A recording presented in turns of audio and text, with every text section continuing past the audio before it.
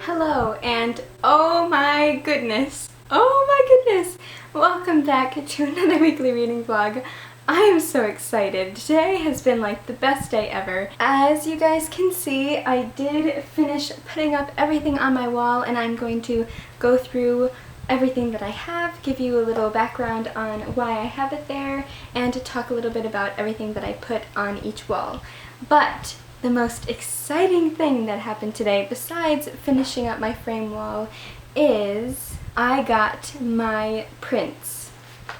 I got my prints for my Etsy shop. These are the 4 authors that I was talking about in my last reading vlog, and I just spent a lot of time filming myself, filming a bunch of different clips for my Instagram because I was so excited. I just had to talk about it today, and this is the beginning of this next week's reading vlog, so I had to like wait to tell you guys a week. I just didn't want to wait that long, so I posted a bunch of videos and pictures on my Instagram. I'm just so incredibly excited. I keep saying that, but I am just so excited. So we have my 4 prints right here. They are in the little boxes. I did take them out and I did take pictures of them, but they are all in the boxes right now. And I'm going to do an entirely separate video just talking about my Etsy shop. I'm going to take them out of the boxes just to show you guys really quick, but I am going to be doing a whole separate video talking about the different sizing and what book sizes that they fit into. I am so excited, and I just can't wait for you guys to have these if you purchase them. Again, no pressure. I hope that me talking about this all the time doesn't feel like I'm pressuring you guys to buy them. It's really up to you. I will really appreciate if you do, but of course you don't have to, obviously. I feel like I don't really need to say that, but I just want to make you guys, just make sure that you guys know that. Okay, so yes, you can hang them on your wall, you can put them in your books, you can display them however you want. You don't have to buy them at all. There you go. Okay, I'm going to open up each one and show you guys front and back, and then you'll have to wait for the whole video dedicated to everything about my Etsy shop so that you guys can learn all of the details there. So here we go. Okay, the first one that we are going to open is Charlotte Bronte. Here she is. So we have a whole bunch in here. I just ordered 25 of each for now just to see if they sell well, because I didn't want to buy a bunch and then what if they don't sell well. So yes, I just bought 25, and then here is the front. Oh my goodness, it is so beautiful. And then here is the back. So I did the title page is the front, because when you open up a book the first thing you see is the title page, and then when you flip it you see the first page. So this is the first page of Jane Eyre. They are a nice matte material. They aren't glossy, which I really like because I think matte just looks a bit more elegant. They are relatively thick, so they won't really bend too easily, but they aren't too stiff either. They are just like everything that I wished that they would be is what they are, and I'm just so excited. I also have the original on my wall, which I will show you guys when I talk about my wall a little bit more. The next one we have Walt Whitman. Ta-da! So this is the front. I put him on the page of Leaves of Grass. And then we have this poem. This is my favorite poem. It is called Oh Me, Oh Life. And so this isn't the first page of, well, it could be the first page of a poetry collection. Whether that collection has this poem on the first page, I do not know. But this is my favorite poem, so I put it on that page. And I just absolutely love how this came out. Now the sun is coming out again. Sorry for the weird lighting. I love him. He's amazing. And this is actually the exact image that I drew from is this one. You guys will be able to see it a little bit better when I show you the wall. But it's just the same exact image. So yes, so incredibly excited to have my own Walt on my wall, because these are all just regular photographs, but now I have my drawing. And the next one we have, it is Tolstoy. So this is the first page of, or the title page of Anna Karenina, and this is just one of the most beautiful title pages that I have ever seen. I love the detailing of it, and I just think it looks so beautiful. And then we have the first page. I chose the first page of the original Russian translation so that it is in his own language. It is more original to him. I cut a little bit of the page so it looks like an actual page, and I love the original Russian. I wish I could read Russian, because to read my favorite book in Russian would just be amazing. Also, there is Anna Karenina right there. That is my favorite edition, the one that I read from the Pan Macmillan edition. It's very surreal. It's a very surreal feeling, the feelings that I'm feeling right now. Was that even English? I don't know. Okay, the next one we have is dun, dun, dun, dun, Charles Dickens! This is Charles Dickens on the page of Great Expectations. I really, really, really love how this one came out. And then here is the first page of Great Expectations. I just really, really, really love how they came out, just like the way that they were printed, the colors of the prints. I just love how they look so vintage and very my aesthetic in a way. I really love when anything looks a bit old or a bit worn and has kind of some, you look at it and you think that it has a history, and maybe it went through a few different people. There is some kind of lineage or story behind it. I really, really love that. So yes, I'm so excited. Oh my goodness. Okay.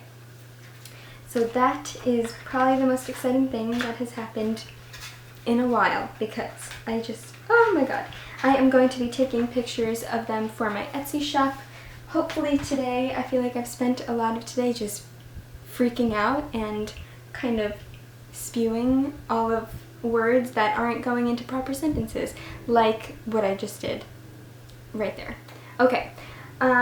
Oh, another thing before I show you my frame wall, I actually have a new book that I got today in the mail. The same time that my prints came, I got my prints. Every time I say prints, it sounds like I'm saying prince, like Prince Charming. I mean, you know, I would also like a prince. Okay, I'm gonna get the book. Okay, and the book is A Passage to India by E.M. Forster. This is the gorgeous Penguin Modern Classics edition. These are the vintage ones. They aren't sold anymore. This is actually from the seller that I keep talking about. She is a wonderful used book seller on Instagram. Her name is Rachel from Fox Used Books, and I will link her Instagram down below. She was selling these in her story, and I saw this and freaked out and had to buy it, because you guys know I am the biggest E.M. Forster fan, and I actually haven't read A Passage to India yet, but it is probably my most anticipated Forster so far. And I mean, I anticipate all of his books, but I just have heard so many incredible things about A Passage to India. And this is actually so cool, because this is from 1924, and the person that owned it previously actually wrote like all over the front cover, and her name's right there, and she has notes, and throughout the whole book there are some underlinings, and I just love exactly what I was saying before, when things and items have a history and have some kind of lineage and have a story. This book itself has a story, and now I am part of its story. The girl, or the woman that I am talking about, I think her name is Lorraine. I think it says Lorraine. It's in script, and normally I write in script, but sometimes reading other people's script is quite hard. Anyway, some of the things that she wrote are so cool. Let's see. Political and racial themes and relationships, social realism, and transcendental metaphysical theme. Ooh, we have a scholar amongst us. Wow, this is so cool. I love this. I love when books are previously written in by other people. You can kind of, it's like reading into other people's thoughts. I'm just in love with this edition, and it's so beautiful. It's like the mint spines, and so what's funny is here I have, so they went from looking like this to looking like this, which this is the only more modern but also vintage style of the modern classics, Penguin Modern Classics. So then they went from looking like this to looking like this. And again, they both have mint spines, even though this one is very discolored, but I love that it's discolored. I think it's really cool. And then they went to looking like this, which is my newest copies. This is The Way by Swans, or Swan's Way by Marcel Proust. Haven't read it yet, but recently got a bunch of these Penguin Modern Classics, and I just love how we can see the evolution of book design, and so it just has such like a cool history, a cool story that we can see the way that Penguin Moderns have evolved. I love these. And then here we have the penguin is here, and then the penguin is here, and then the penguin is here. It's a moving penguin. I am just so excited about this new book and all of my moderns, and I hope to collect more of these because I think they are so incredibly beautiful. And look at that cover. I mean, I just want to display it, which leads me into showing you my wall. So I'm going to get behind the camera now and talk you through what I have on my wall, and yeah, so here we go. Okay, so the first thing is this branch with my paper butterflies hanging on them. Well, my mom found this branch in our backyard. It fell from one of our trees, and I was telling her about how I really want to put a branch on my wall and either hang dried flowers on it or hang these paper butterflies. I do make the paper butterflies myself, and I did post a tutorial on how to make them in one of my first vlogs. I'm pretty sure it's my first ever reading vlog, so I will link that down below just in case you want to make yourself some paper butterflies. They are very, very easy to make and just so beautiful, and I just love the way that they are floating and just always turning. I hung the green ones, and then I did, that's music note paper, and then other decorative paper, more decorative paper, and I think those are music notes as well. So I just put the green ones to be floating around. I just think they look so beautiful, and they are like double-sided green so that no matter which way they turn, they look beautiful. The difficult thing about the ones that have different kinds of designs is that on the other side it's just white, so that's why I kind of decided to maybe just place those onto the branch and not have them hanging, just so that we don't see the white side. But yeah, so this is my branch. Alright, and now I have the rest of the wall in all of its glory. I think it looks so incredibly beautiful, and it's the wall of my dreams. I love it so much. I am going to go into detail about each one, but this is just a nice little overview. I do have my chair, which is named Oliver, if you did not know. Oliver is right there, and that is actually my sketchbook that is right there. And my sketchbook is actually going to sit right here on a little wooden pedestal that my dad is going to make for me. So that's why there's a teeny little space right here.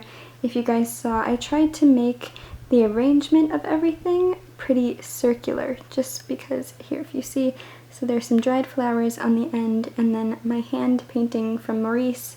So you can kind of see there is this like circular oval shape, but there's like a little part missing right here. I'm just going to put my sketchbook there, but I am so excited, and I love how it looks. It just brought the whole room together, and everything matches so well. I'm just absolutely in love with it.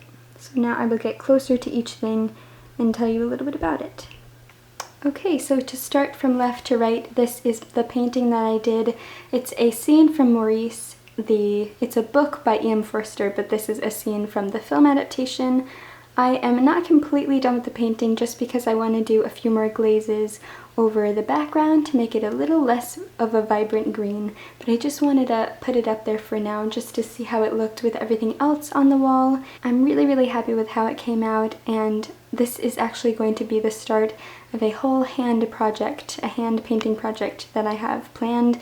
If you guys want to hear me talk a little bit more about this project, I talk a lot about it in my last reading vlog, so I will link that down below just in case you want to hear my thoughts on that hand painting project that I have in store, and it is also going to be part of my Etsy shop eventually, and I'm so incredibly excited.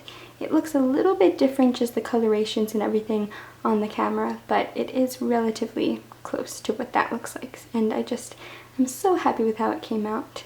Moving up from there, we have this Monet painting. It is just a print that I got from a book full of Monet prints, and this is his chrysanthemums. And I really love how the matting is very, very close to the color of my walls. I didn't do that on purpose. That is just the matting that came with the frame, and ironically enough, it fits really, really well with just the colorations, even in the painting and on my wall. And this is one of my favorite Monet paintings ever, and I'm so happy to have it at all times to be able to view just when I look at my wall, and I absolutely love it. So moving down from there, the top picture is of my dad. He is just riding a bike, and I really, really love, this is one of my favorite pictures of my dad. He also has very curly hair. You can't really tell in the picture, but you can see like the outline of his afro. He had like a more contained afro around, I think it was like the 80s, and I just really love the coloration of that picture, how it's black and white, but it almost looks a bit sepia. And it's just one of my favorite pictures of my dad. I think it's really charming and kind of captures him really well. And then the picture below it is actually a picture my dad took of geese on a river or a lake or a pond.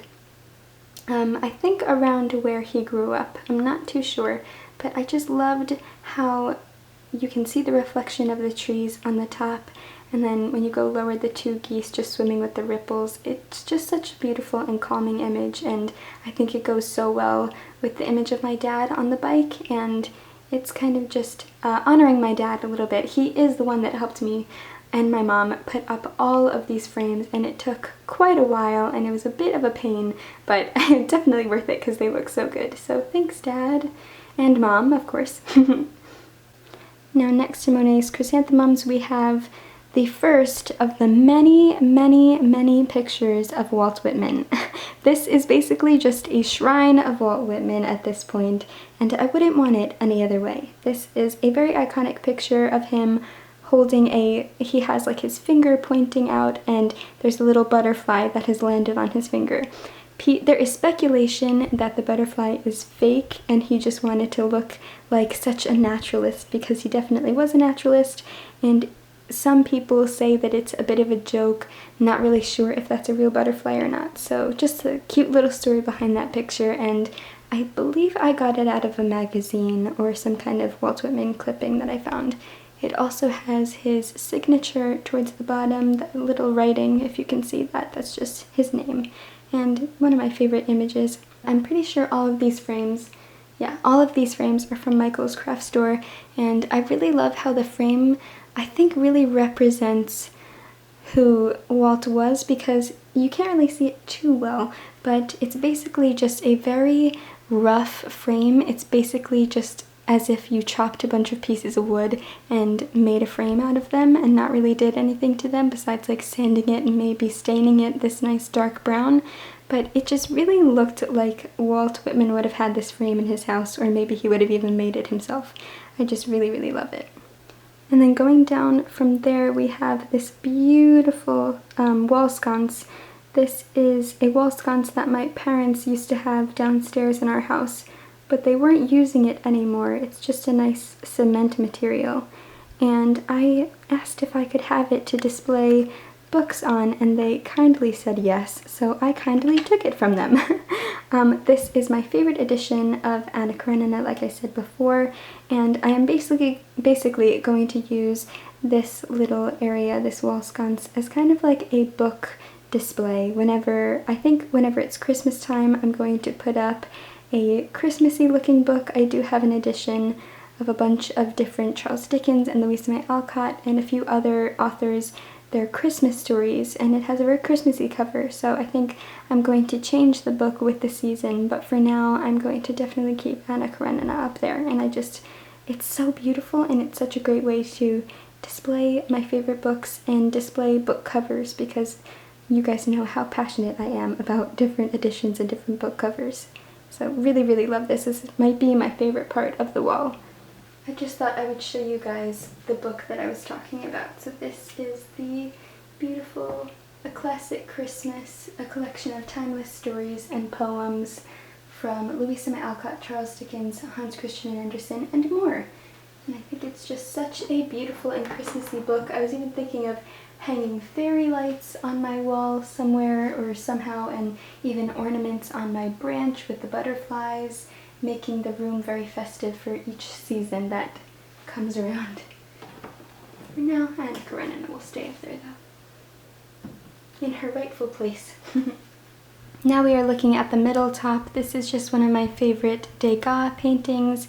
It is from a book of prints. I have a lot of different prints of different pieces of artwork that I have found through family members that have gifted them to me, and you can find them online on any museum website, or if you go to a museum in their gift shop, you can very easily find different art prints if you're interested. And again, this frame is from Michael's, but I also really love ballet, and ballet as an art form, and just ballet dancing and the costume design and everything behind a ballerina's outfit. Just everything about ballet I think is so beautiful, and I wanted to capture that and represent that on my wall. So that is what this painting kind of represents. And here we have more of the Walt Whitman shrine. These prints are from his birthplace. I have visited his birthplace about a year and a half ago, and it was an incredible experience. And I got these 3 prints, and then there are some prints. There are 2 of them. One is right here and another is right there. I got all 5 of them from the birthplace, and what I really loved about these was it showed his evolution as a man. So we have from when he is old, close to his death, to younger, and then younger and youngest. And I just really love how I'm representing my love of Walt Whitman and his work, and I feel like they just represent me really well, even though it is Walt Whitman himself, and just a picture of Walt Whitman doesn't really represent Carolyn, but in a way I think it does. And why I arranged them this way is because there are some white details, so his beard, a bit of his hat, and his name, and then also his white shirt. And then this one has a lot more darks, so I decided to put the darks in the middle next to the whites. Also, if you think about it, he is kind of looking this way, or at least his face is pointing this way, and then in this image his face is pointing this way, and then in this one he's looking out. So it just creates this very pleasing arrangement, and that's kind of how I like to think about arranging different frames. I don't know if that will help you at all, but I just thought I would let you know. Oh, this is also the image that I was talking about before, the one that I did my on the page author portrait of. Here we have the image, my print next to the reference photo. And we'll do the back. Really love how this came out. I think it looks so beautiful. And it's a little homage and honoring Walt Whitman and how much he means to me. And then these are the 2 that I was just talking about, the ones that are below the other 3. And again, you can see the frames are very rugged and very rough, and I really love that about them because, again, I think they really represent how much of a naturalist Walt Whitman was. And also when I visited his birthplace, the house had a lot of wood, and I feel like that's a very common thing in historic houses because everything obviously was made using only wood and different other architectural techniques, but I really visualize Walt Whitman with wood for some reason. That sounds really strange, but I don't know if that makes any sense. Anyway, so again, these 2 prints are from the birthplace, and I really love the color of them. I bought them this color, and I think they really pull in the different blues and greens of the other paintings I have and the other prints I have on my wall, and I just absolutely love them. This is a photograph of Walt Whitman, but this is actually a pen sketch, and that is the sketch that's very commonly used on editions that are by Walt Whitman, the different Leaves of Grass editions. My favorite edition that I actually got from the birthplace has that exact image on the cover. And then here is a postcard with an image of his actual house. This is just the house he was born in. He didn't live in this house very long, but this is the house that he walked around in when he was very little, and the house that he was born in, of course, because it's called the birthplace, so naturally he was born there. I really love the colors of this image, and I think they go so well with the different colors of the other postcards that I got, and also my own postcards. I feel like that beautiful black and white sepia color is just so incredibly beautiful, and I really like how it pairs with the black frames as well. These two pressed flower decorations are actually from a thrift shop near me, so I don't know if you can find anything exactly like this. Maybe check your local thrift stores or vintage shops or antique shops. I just decided to put twine on each one. I kind of went with the shape of each. So as you can see, I did a regular bow just around this one to kind of go with the roundness of the actual flower decoration, and then because this one is longer in size, I decided to do a longer piece of string and just put them on a tilt because I feel like they just frame each other really well. It's really hard to describe things because I see everything very visually, and trying to put visual things into words is a bit difficult, but I hope you understand what I mean. Just trying to replicate the sizing of the pressed flowers with the way that I decide to hang them. I think that makes sense. But I really, really love these. I think they're so beautiful and add a lot to that vintage touch that I'm trying to go for. And then underneath those, we have this beautiful print of a painting of a violin and a piece of music. I'm pretty sure it's hanging on the back of a wooden door with those nice rusty hinges. Love a rusty hinge. And then also a letter on the bottom left corner. I don't remember the artist's name of this piece, but I'm pretty sure it's hiding because you can see like the white edges, which kind of bothers me, but we're just gonna leave it alone. I'm pretty sure the artist's name is somewhere hidden in there, so I don't know who the artist is, but I really, really love this piece, and I used to play the violin when I was younger, but I was very bad and am not musically inclined whatsoever, but I do love classical music, and my grandfather really loved classical music, so kind of passing down that love of classical music, so that's kind of a representation of that. You can also see the reflection of my bookcase. Hello, there I am, there's my hand.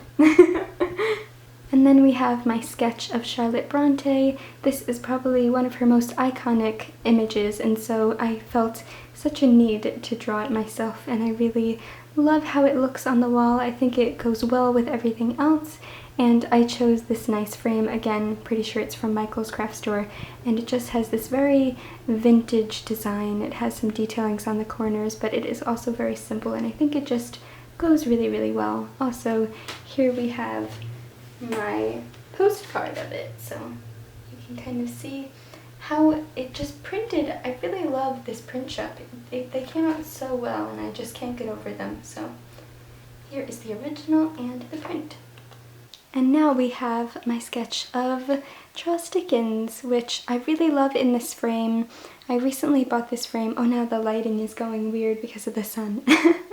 I recently bought this frame. You can kind of see how it has hinges like on the corners, and they're like these really beautiful and elegant hinges, and it looked like all of those pictures you see of Charles Dickens in his study and at his desk.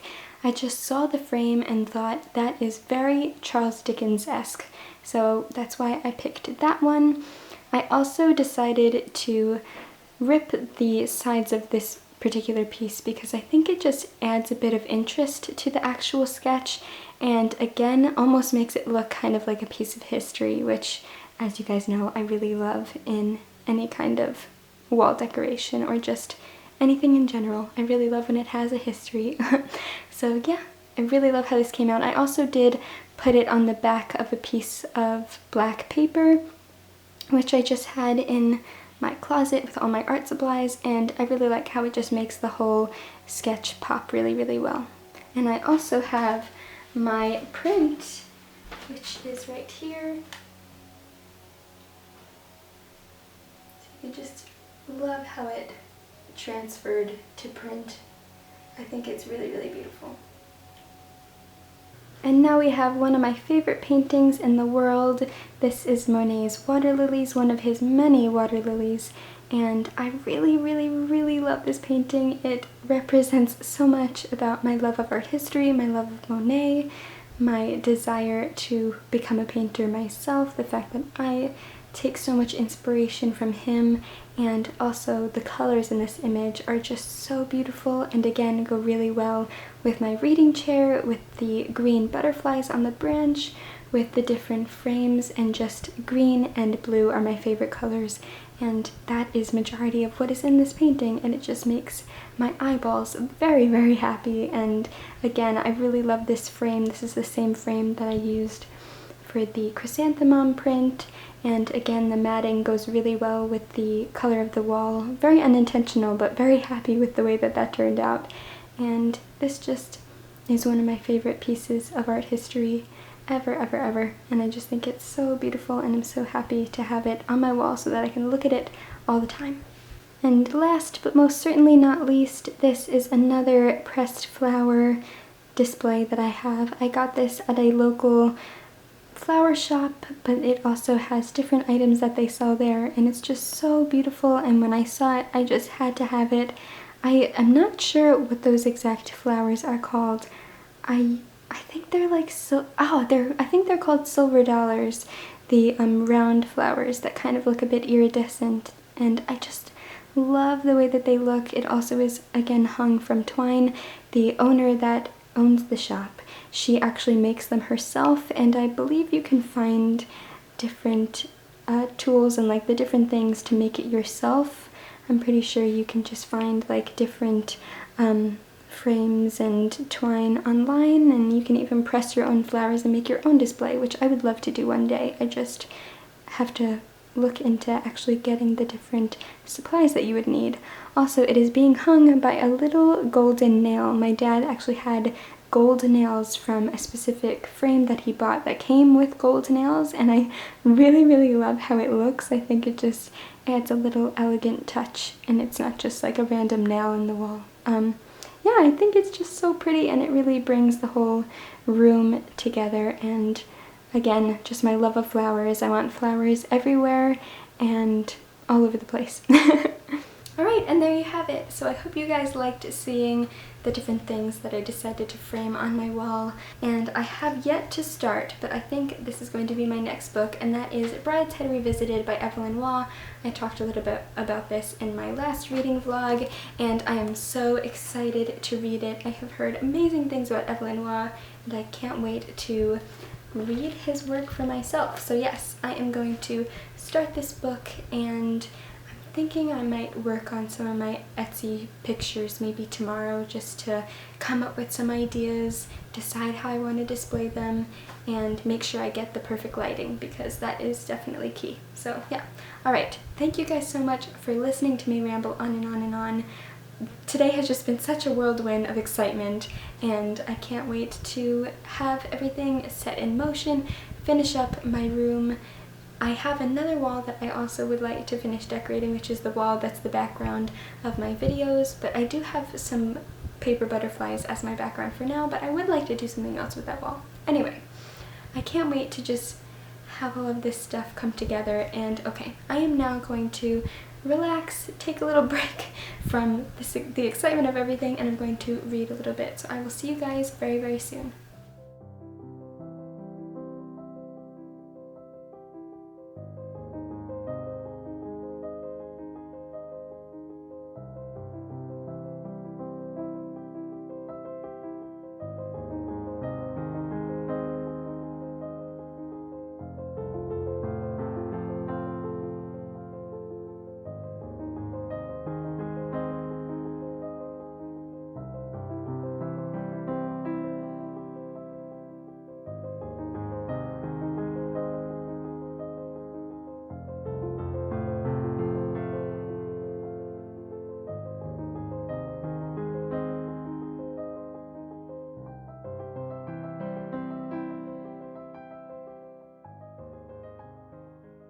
Hey everybody, and happy Saturday. Today is August 15th.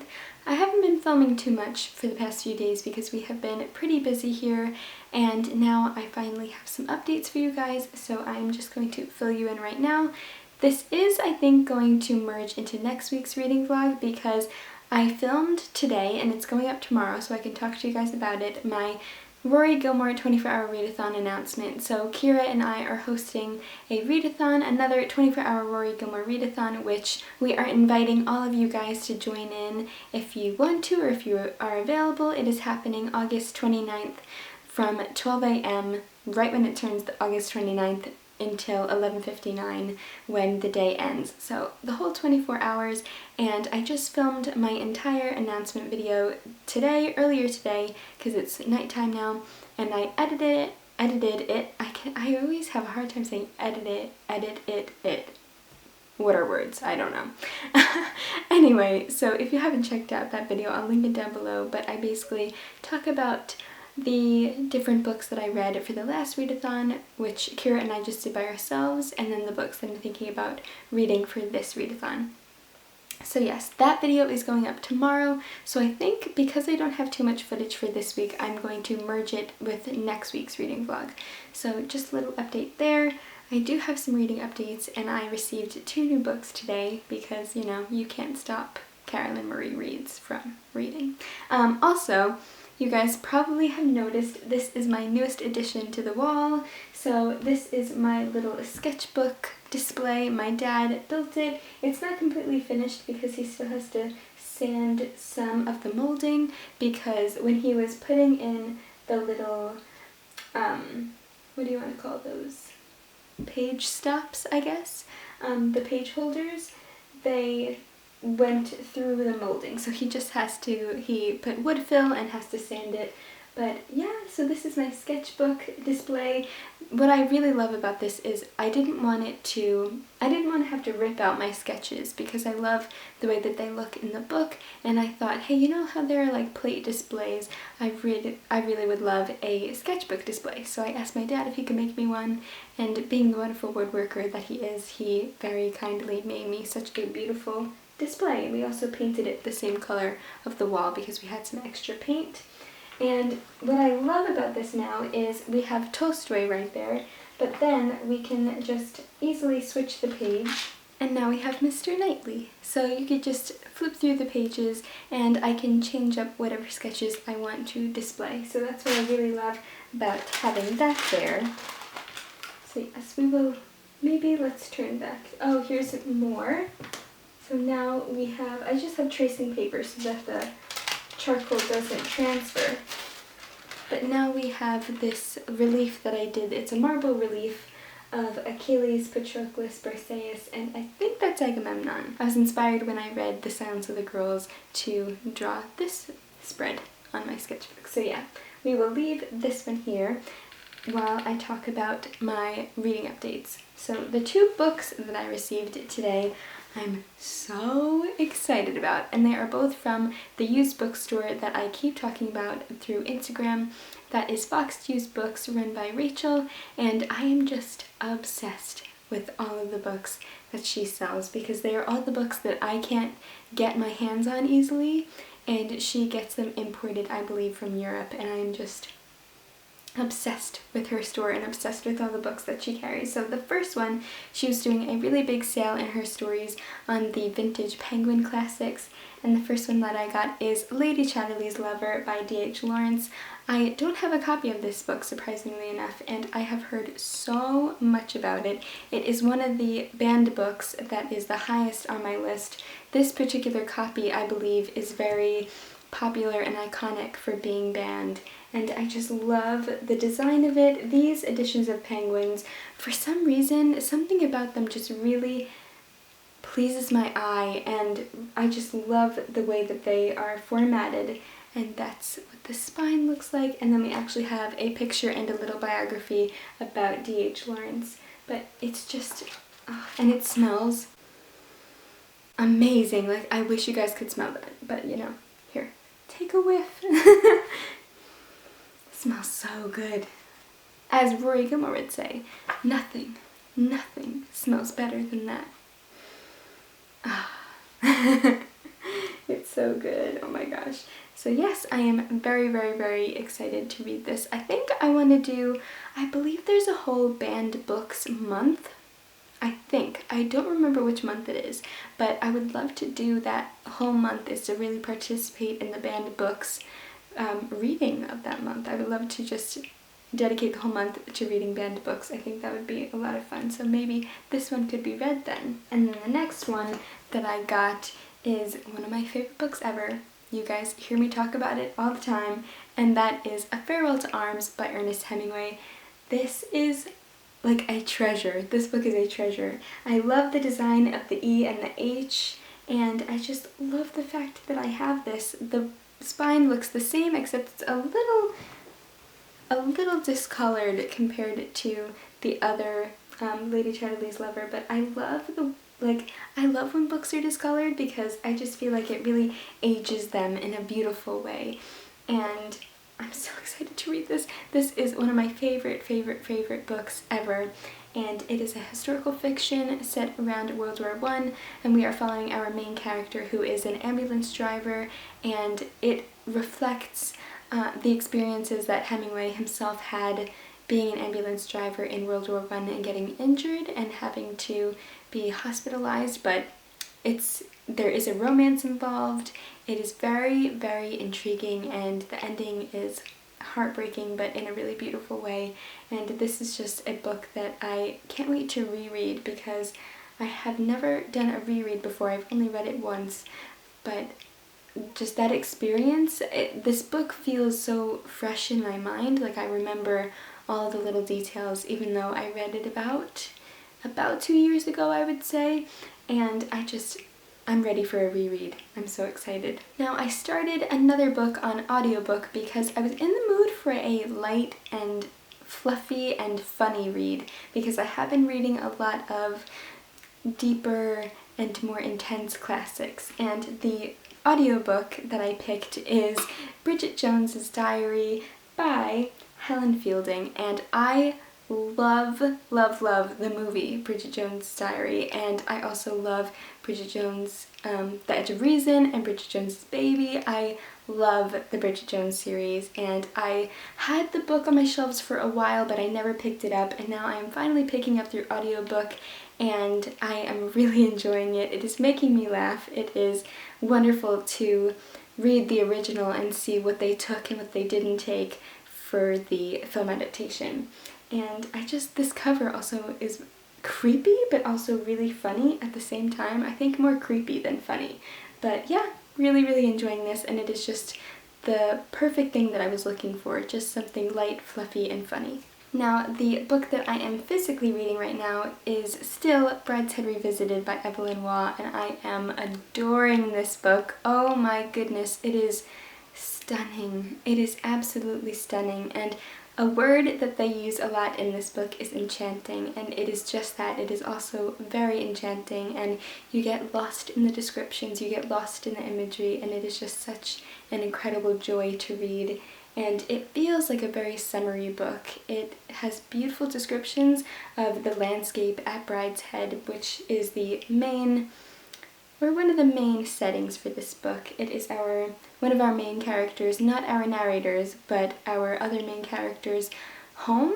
And the fact that you can kind of see Brideshead here, but Brideshead is a huge and beautiful estate, and they have their own chapel, and they used to have their own castle until it was moved, and it is just this stunning place, and the descriptions of it are absolutely stunning.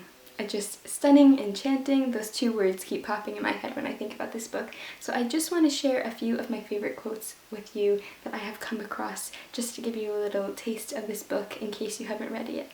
So I just went and marked the 4 quotes that I want to share with you guys. I was going to only pick 2, but I can't pick 2 because that's just not enough. So I picked 4, and just to give you a little background, the way that this book starts off is we are following our main narrator and our main character, Charles, who is a captain in the Second World War, and he eventually takes us back in time to his Oxford days, and we meet a bunch of different people that he has interacted with and their influence on his life and how they changed his life. And we also don't know exactly how he ends up in his position at the beginning of the book as a captain in the army, so I'm very eager to figure out sort of where his life and where he kind of goes, because right now where I am at, he's at Oxford and he is spending time with probably his best friend. They have some chemistry between each other. His name is Sebastian Flight, and it's just mainly about, on the back it tells the story of Charles Ryder's infatuation with the Flights and the rapidly disappearing worlds of privilege they inhabit. So it is just an incredible book, and I'm going to start reading these quotes now. So the first quote that I want to share with you guys is actually in the prologue, and it is on page 19. Where we are in the story, it is describing one of the settings that the camp moves to. They start out at one camp and travel on train to a different destination, and Charles doesn't know where he's going, they don't know where they are, but he eventually finds out, and it brings him back in time because he is familiar with the place. So this is the description of when they go to this new destination. Beyond and about us, more familiar still, lay an exquisite man-made landscape. It was a sequestered place, enclosed and embraced in a single winding valley. Our camp lay along one gentle slope. Opposite us, the ground led, still unravished, to the neighborly horizon, and between us flowed a stream.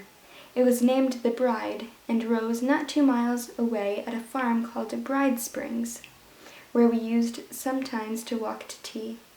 It became a considerable river lower down before it joined the Avon, which had been dammed here to form 3 lakes, one no more than a wet slate among the reeds, with the others more spacious, reflecting the clouds and mighty birches at their margins. The woods were all oak and beech, the oak gray and bare, the beech faintly dusted with green by the breaking buds. They made a simple, careful designed pattern with the green glades and the wide green spaces. Did the fallow deer graze here still? And lest the eyes wander aimlessly, a Doric temple stood by the water's edge, and an ivy-grown arch spanned the lowest of the connecting wires.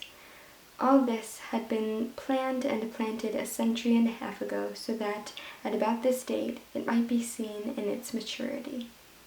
I just love that imagery is so incredible, and all those descriptive words. I went in and I circled quite a few of them because they were just so vivid and came alive off the page. The next one is actually, it involves art history, and this book does involve a lot of art. It involves a lot of architecture, describing Brideshead as a setting, describing Oxford, describing the different scenery, and our main character, Charles, is an artist, or at least he likes to draw and paint, and he is a fan of art history as well. So this is a reference.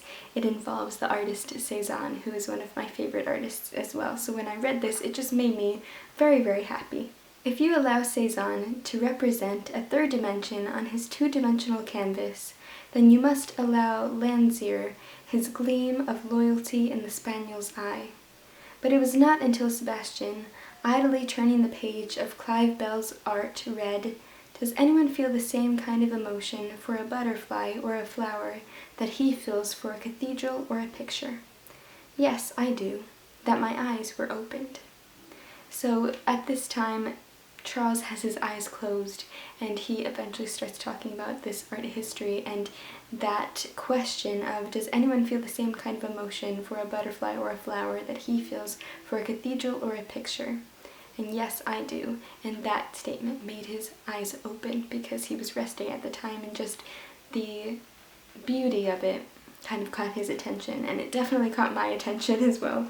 The next quote is describing Brideshead when they go for the first time, and it says, "We drove on, and in the early afternoon came to our destination. Wrought iron gates and twin, classical lodges on a village green. An avenue, more gates, open park land, a turn in the drive, and suddenly a new and secret landscape opened before us. We were in the head of a valley, and below us, half a mile distant, gray and gold amid a screen of box cage, shone the dome and columns of an old house." "Well," said Sebastian, stopping the car. Beyond the dome lay receding steps of water, and around it, guarding and hiding it, stood the soft hills. "Well?" "What a place to live," I said. "You must see the garden front and the fountain." He leaned forward and put the car into gear. "That's where my family live." And even then, wrapped in the vision, I felt momentarily an ominous chill at the words he used. Not, "That is my house," but "It's where my family live." "Don't worry," he continued. "They're all away. You won't have to meet them." "But I should like to." "Well, you can't. They're in London." We drove round the front into a side court. "Everything's shut up. We'd better go in this way," and entered through the fortress-like, stone-flagged, stone-vaulted passages of the servants' quarters. "I want you to meet Nanny Hawkins. That's what we've come for." I just love the descriptions of Brideshead. It is just so captivating. My last one is probably my favorite one, and it is on page 102 and then into page 103. It has more art history references, and what I love about books, I even wrote it in the margins. I said, "I love when characters in fiction are artists. It's like finding a new friend who understands how you think," because as an artist myself, I was just describing this feeling in my last reading vlog, how I view things differently because I view details that I don't think everybody sees. I kind of look at things the way that I would go about painting them, and Charles does the same thing because he is also an artist, and it's just a beautiful thing to witness and to read and to kind of feel understood.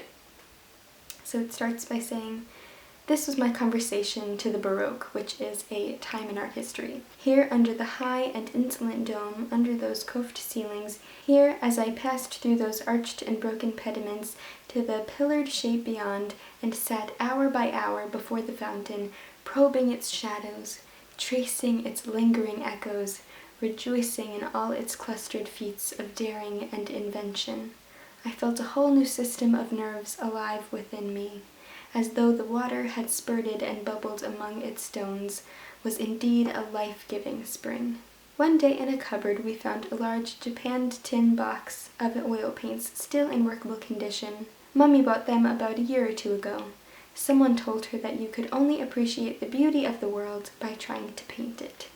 And I loved that, and I completely agree that you can only appreciate the beauty of the world by trying to paint it, because you notice those little things and those beautiful intricacies about a landscape, about a person, about architecture, about a sunset, about a field, just these simple things that you don't really see those beautiful details until you try to paint every single detail of them. And this book is just absolutely exquisite, and I'm now going to read some more, and I'm just enjoying this immensely. So yeah. Alright, I will see you guys soon.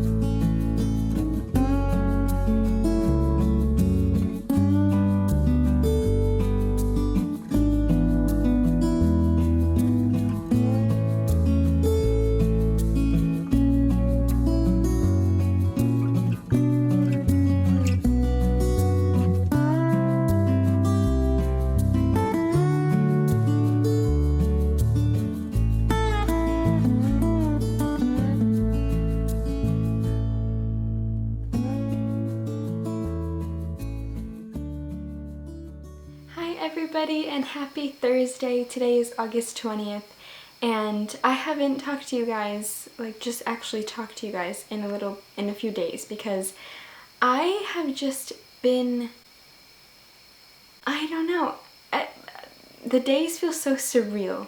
I opened up my Etsy shop on the 18th, and your response was incredible and unexpected, and I just want to thank you.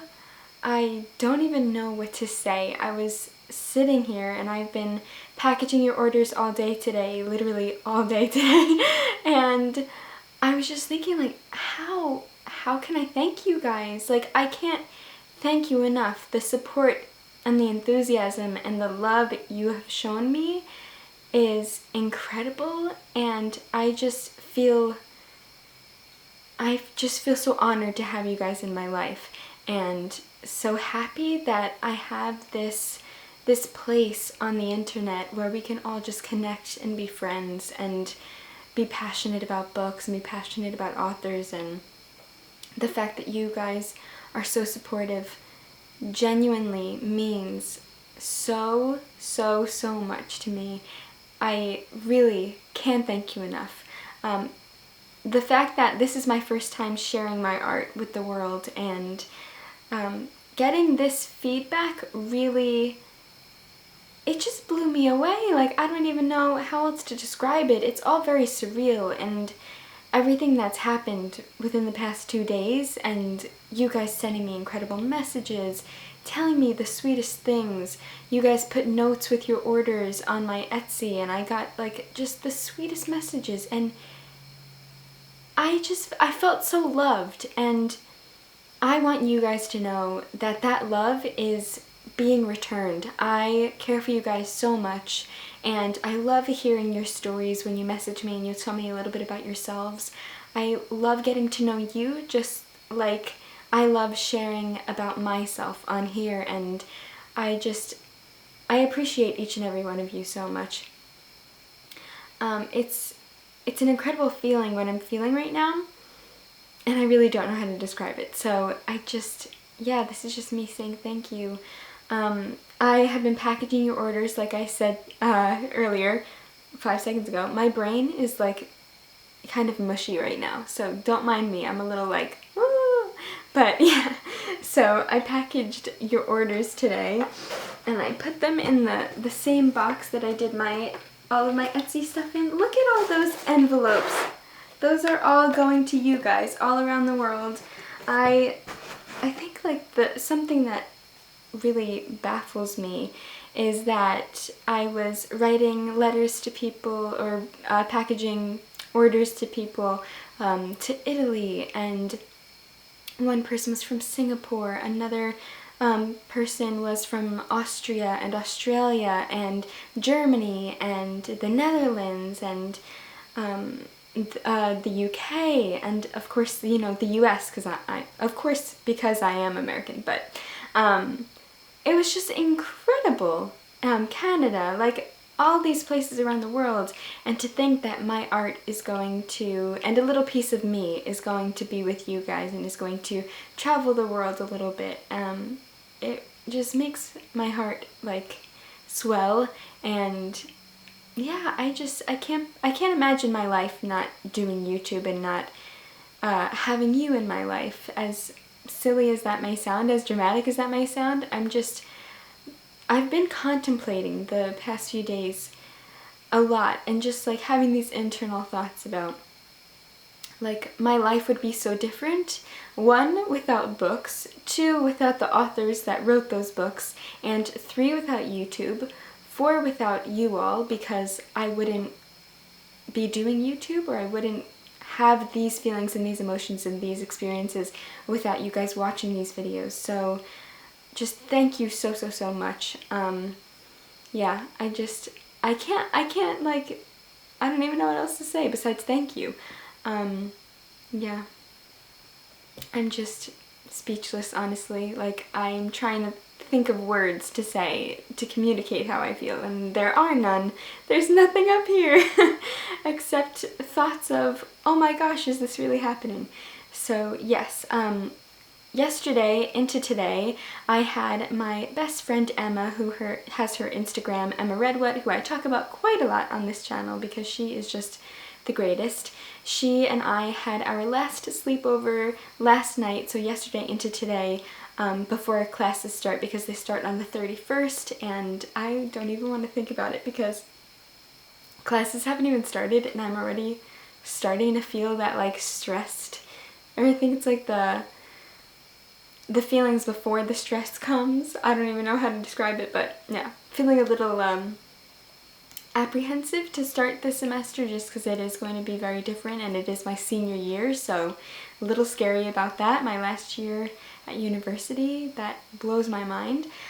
So yes, anyway, Emma and I go to the same university, if you don't know, and we are actually getting the same degree. We are getting a major in illustration and 2 minors in art history and writing, and we didn't do that on purpose. It just happened to be that way, and she basically shares my brain. Like, what she thinks, I think. What she says, I think, or I say. It's just kind of creepy how, you know, we're so similar.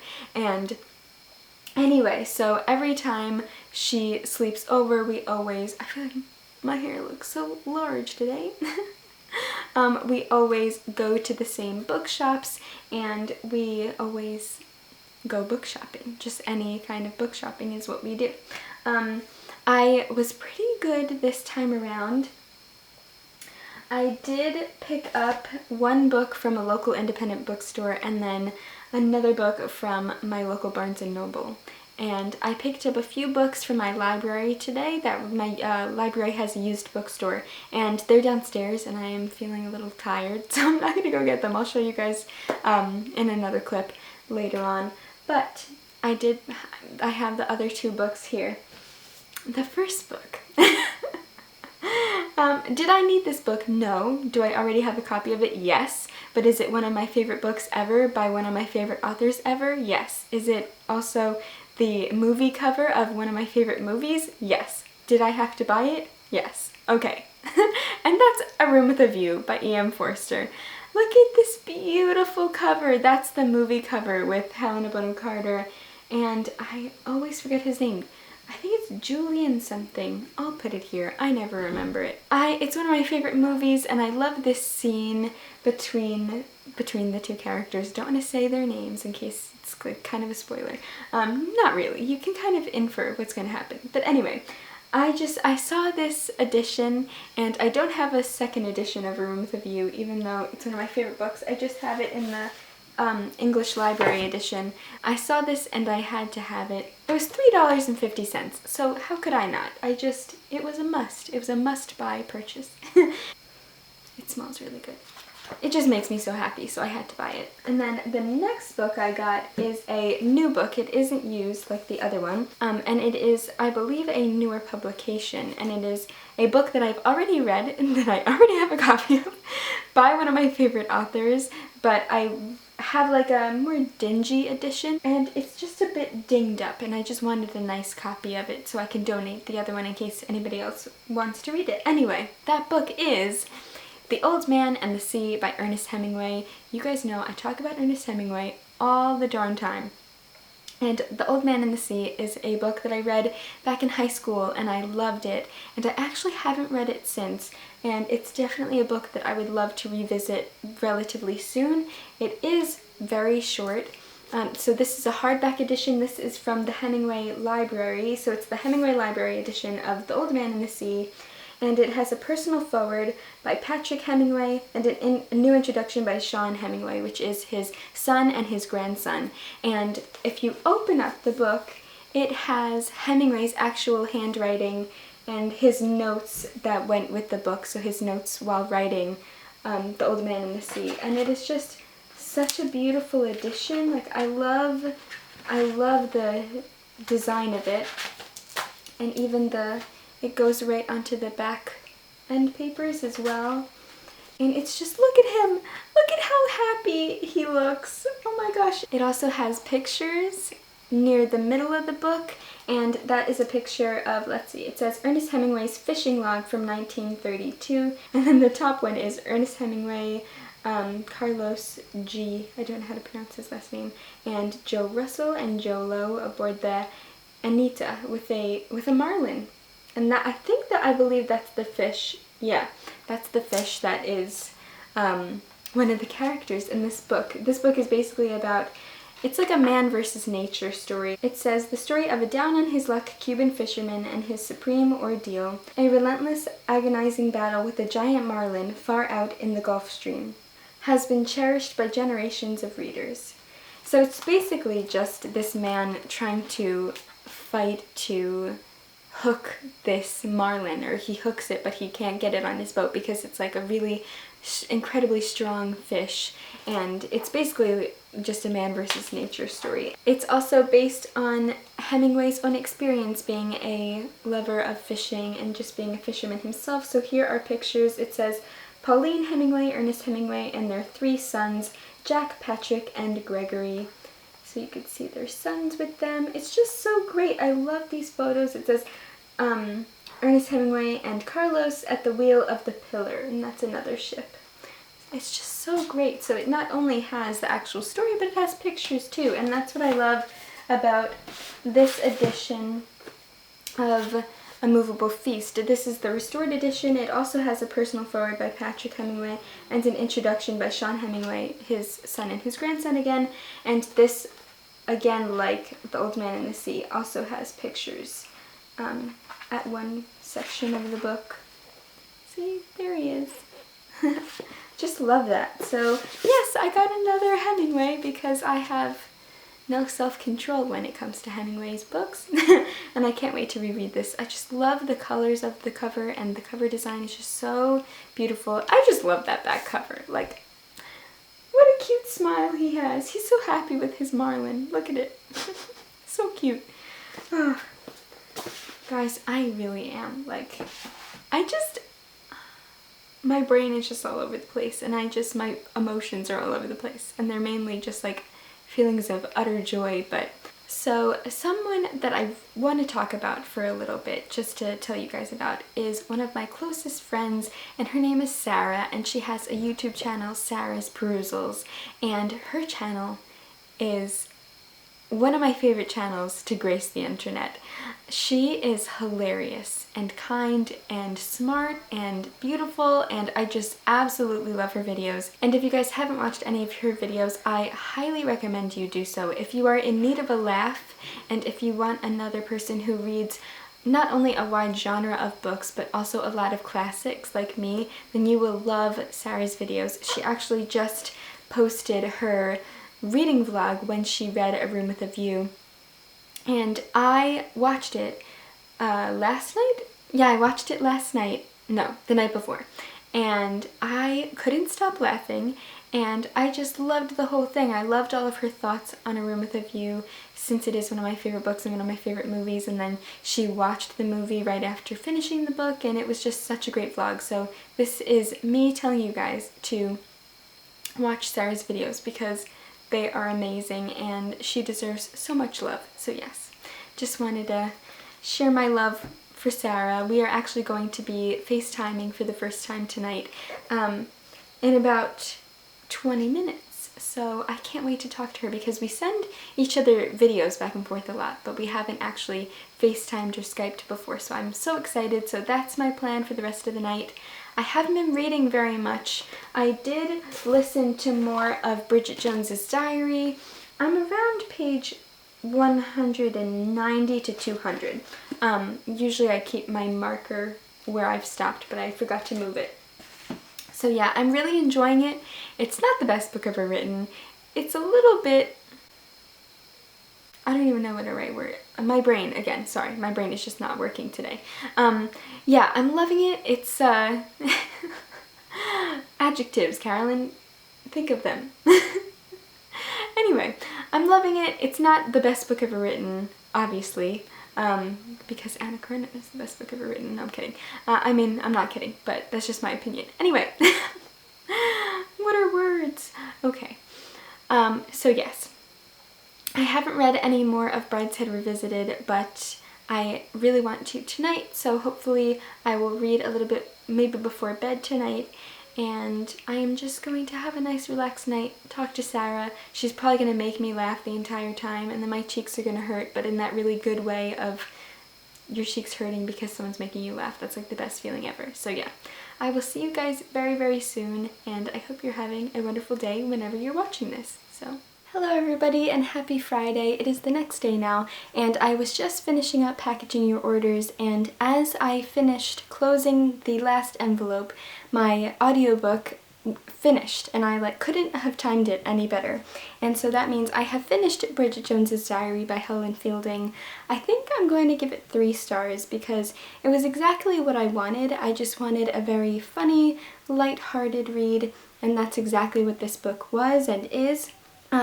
Some things I didn't love about it, because this book is in diary format, we don't get too many descriptions, and I really, really love descriptions in books. Something else was Bridget tends to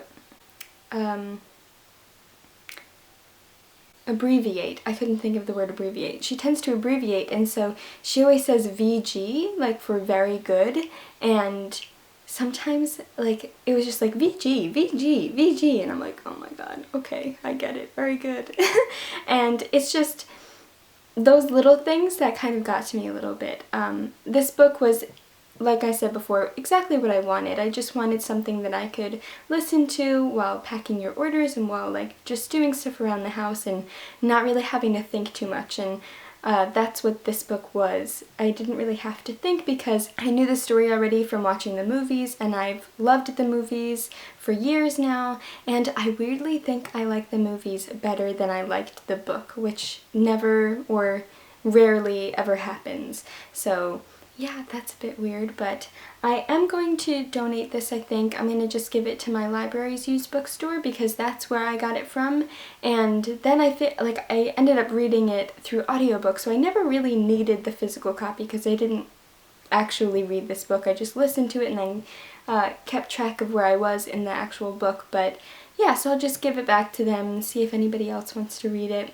That's what I like about going to my library and going to my library's used bookstore, because the books, paperbacks are 50 cents and hardcovers are $2, so you don't have to spend a lot of money.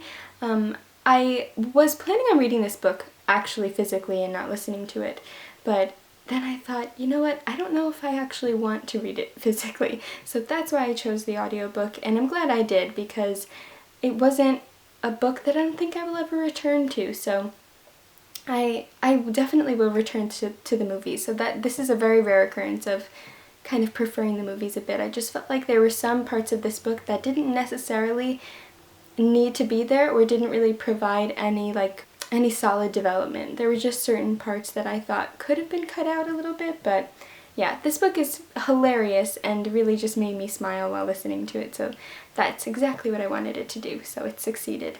I have just finished, like I said before, I finished packing your orders, so I'm going to mail them either today or tomorrow. Tomorrow we have the Dark Academics live show for If We Were Villains, 2 p.m. Eastern Time, 7 p.m. BST, so I am very excited to have the live show, and if you guys are joining, then talk to you guys about If We Were Villains. So I think I might either post those before or after the live show tomorrow. I had to run to the store because I ran out of envelopes, so I went to my local craft store and I bought more envelopes. So that's what I've been doing, and I think I might read one of my Penguin Little Black classics. I'm not sure which one, but I'm in the mood for a shorter book because I am still reading Brideshead Revisited, but it's taking me a while to read just because it is very much a slow burn and there isn't a lot of plot. It's just mainly a lot of character development and character interactions, and it's just basically really a character study so far. I don't know if it changes, if it gets a bit more plot driven, but I'm loving it. The writing is exquisite and the story itself is really, really beautiful. So I'm enjoying it. It's just taking me a lot longer than I expected to read it. So whenever I feel like I'm not making much headway with books, for instance, how I'm feeling with Brideshead Revisited, I always love picking a shorter book and reading it in one sitting or reading it in a day, just so it makes me a bit more excited and anxious to keep reading the books that I'm in the middle of. So that is kind of how I deal with potential reading slumps, or when I'm just feeling a little bit, not slumpy because I'm not in a reading slump, but it's just, I'm feeling a bit slow with Brideshead Revisited, so it'll help me, I think it'll help me pick up the speed a little bit. So yeah, okay, I will talk to you guys very soon.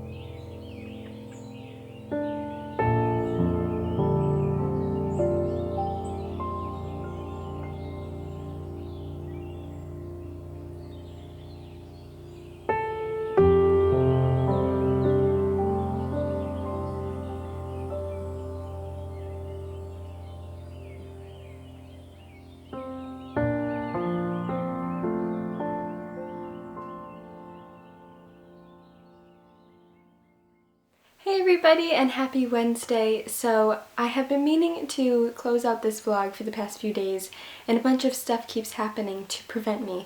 So I am now doing it. Last night I worked on 2 more past author portraits that I wanted to update, and I just put in my next order for a whole bunch of authors and more postcards. So the 2 new authors are Shakespeare, which I really love how these came out. I did him on the page of A Midsummer Night's Dream, which is my favorite play, my favorite comedy. And then I also did Edgar Allan Poe, which I put on the page of his poem Annabel Lee and then The Raven as well. And I used his original manuscript and his original handwriting, and I really love how they both came out. And I worked on another author, but it's a bit of a surprise, so I can't talk to you guys about him or about that yet. But that announcement video is going to be going up this Sunday, and I'm really excited about it. So I'm going to be filming my announcement video actually today, right after I finish getting this video ready. But I'm so excited for what I and 2 of my wonderful friends have planned. I'm just so excited. So yes, you guys have to look out for that on my Instagram and my YouTube for this Sunday. I think we're going to be posting it around 1 p.m. EST. I do have book updates, and then I'm just going to close this vlog out. But the first one is I did read and finish The Great Winglebury Duel by Charles Dickens, and I really enjoyed this. I gave it 3 stars. I didn't love it because I wanted there to be a bit more. Like, the trouble that I have with short stories is we just don't get as much development as I would love, and I just feel like they're almost too short. I know that they're short stories, so they're meant to be short and they're just meant to be little snippets, but I don't know, there was something about the stories themselves that just didn't satisfy me that much. Like, I just wanted a bit more story. So I feel like that's kind of a good thing to want. You didn't want it to be over. So I think that that's like a good criticism to have. But yeah, I really love this. Charles Dickens is amazing. He is just so clever, so witty, and just a joy to read. And then I am still reading Brideshead Revisited. I feel like I've been reading this book for so long, but it's just really a slow burn, and I'm enjoying the little bits that I'm reading of it. I feel like what I need to do is I need to just sit down and read a lot of this. I keep doing a bunch of different stuff, and I feel like I just need to prioritize reading this book, especially because I do have other plans.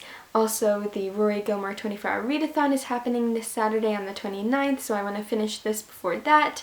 And then I have more plans that are going to go up Sunday that I was just talking about. So yeah, I really want to finish this book sooner rather than later. I'm loving it. It's just a slow burn, and it's not plot heavy like I was saying before. Yeah, this book is just a little bit slower, I guess, but a beautiful slow. I'm really enjoying it, and I just feel like it's one of those books that I need to, like, not force myself to sit down and like read a lot, but I definitely need to push myself to pick it up a bit, which I don't mind. Sometimes it happens with books. So yeah, really enjoying this. It's just taking me a lot longer than I expected, but the writing is absolutely beautiful, so I'm just loving it so much. So yeah, I think those are my only reading updates that I have left. Oh, if I finish Brideshead Revisited, this is going to be my 50th book of the year, which is my Goodreads goal. So once I finish this book, I will have achieved my Goodreads goal, and I'm just so excited. The fact that I have achieved it so soon, I feel like I definitely always do more than 50 books a year, but I don't think I've ever achieved it this quickly into the year. So I'm really happy about that, and after I achieve that goal, I can definitely focus on maybe some more bigger books and some books that I have been meaning to read for a while that will take me a bit longer to read because I won't be worried too much about a Goodreads goal. I know that Goodreads goals are meant to just be like ways to motivate us, but sometimes it's nice to feel like, okay, I've achieved it and I can sort of read whatever I want now. But yeah. Okay, so I am going to close out this reading vlog here, and I hope you guys are doing amazingly well. I can't wait to get more of my Etsy orders up and going. I just have to wait till they arrive, take pictures, and then have them uploaded. So if you missed out on any of the authors, I know Charlotte Bronte, Dickens, and Tolstoy sold out relatively quickly, so if you wanted one of those, then they are coming back into my shop, so no worries there. And yeah, so look out for those exciting videos I have planned, and I can't wait if you are participating in the Rory Gilmore 24-hour readathon. I can't wait for that. I'm just so excited for everything that I have planned in the future, and I hope you guys are too. So I hope you are having a wonderful, wonderful day and reading some amazing books. I will see you soon in another video. Happy reading!